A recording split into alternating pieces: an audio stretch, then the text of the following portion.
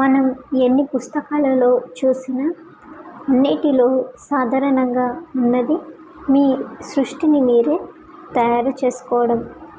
అవును, మీ ఆలోచనలే మిమ్మల్ని నడిపించే సూత్రాలుగా ఉన్నాయి. మీ భావనలే మీ పరిస్థితులను సృష్టిస్తుంది అని భగవద్గీతలో చెప్పబడింది. అయినా కూడా చాలామంది తమ జీవితాన్ని సరిచేసుకోవడం లేదు. దానికి కారణం తమ జీవితాన్ని ఎలా మార్చుకోవాలో అర్థం కాకపోవడమే.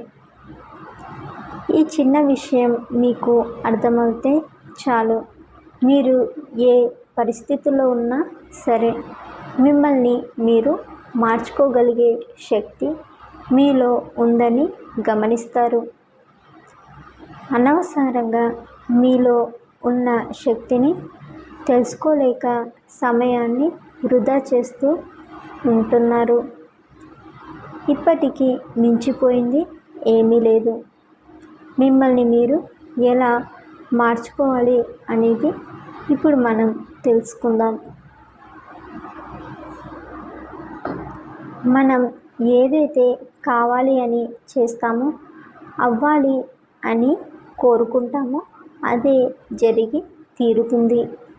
అయితే మనం అనుకున్న దాని మీద ఎలాంటి నిర్ణయాలు తీసుకోవాలి అంటే, మీరు దేనినైతే సాధించాలి అని అనుకుంటున్నారో మీ లక్ష్యాన్ని ఒక పేపర్ మీద రాసుకొని గోడకు అంటించాలి. ఆ లక్ష్యాన్ని సాధించడానికి ఏం చేయాలి, ఎలాంటి పనులు చేయాలో అన్నీ ఒక క్రమబద్ధంగా రాసుకొని ప్రయత్నం మొదలు పెట్టాలి. మీరు మీ లక్ష్యాన్ని ఎలా ప్రణాళిక వేయాలి అని రాసుకోండి. ముందు కష్టంగానే ఉంటుంది, తర్వాత చాలా ఈజీగా ఉంటుంది. ఎలాంటి నిర్ణయాలు మీ లక్ష్యాన్ని సాధించేలా చేస్తాయో అలాంటి నిర్ణయాలను ఆలోచించి ఒక చోట రాసుకోండి. ఒక ఆర్డర్ ప్రకారం ఉంచి దానిని రోజు చూస్తూ సక్సెస్ అయినట్టు ఫీల్ అవుతూ ముందుకు వెళ్ళండి. మీరు మీ విజయాన్ని ఇలా అనుభూతి చెందుతూ ఉంటే మీ మైండ్ అనేది మెల్లమెల్లగా దానిని తీసుకొని మీ సబ్కాన్షియస్ మైండ్కి అది అందిస్తుంది. మీరు మీ లక్ష్యాన్ని సాధించడానికి చేయవలసిన పనులను మీరు చేసేలా మీ బాధ్యతను తీసుకుంటుంది.